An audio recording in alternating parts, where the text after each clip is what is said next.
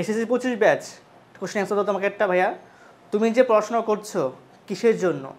বাবা মার স্বপ্ন, বন্ধুর প্রতিযোগিতা, নাকি নিজের স্বপ্ন? যদি অ্যান্সারটা হয় যে বাবা মার জন্য, তাহলে কিন্তু তুমি পারবে না।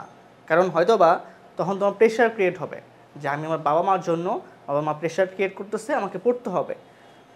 বন্ধুর জন্য তুমি লড়ে যাবা না, তোমার দিন শেষে একটা বার্ডেন মনে হবে, প্রেশার মনে হবে।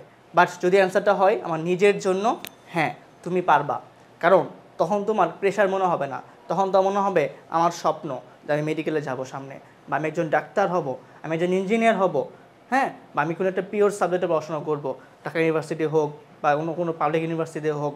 সো তোমার কয়েক মাস পরে তো এসএসসি পরীক্ষা, তোমার এই পরীক্ষা যদি কোনো খারাপ হয়, তোমার জিপিএ যদি কম আসে, তুমি কিন্তু এক ধাপ পিছিয়ে যাবে।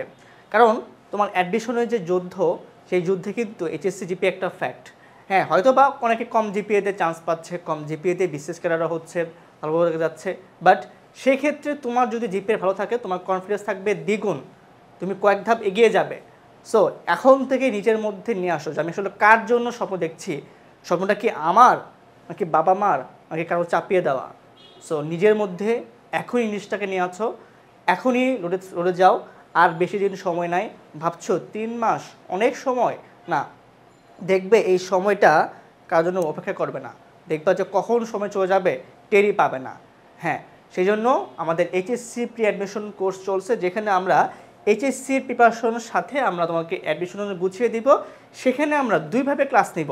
দেখো, আমরা হচ্ছে এইচএসসির আগে কিছু ক্লাস নিব এইচএসসির জন্য, এবং এইচএসসির পরেও হ্যাঁ তোমাদের হচ্ছে অ্যাডমিশনের জন্য ক্লাস নেব আমরা। সো দেরি না করে নিজের স্বপ্নের জন্য বাস্তবায়ন করার জন্য তুমি এখন থেকে লড়ে যাও আমাদের সাথে। মনে রাখবা, স্বপ্ন তোমার, কিন্তু বাস্তবায়নের দায়িত্বটা না হয় আমাদের উপর ছেড়ে দাও।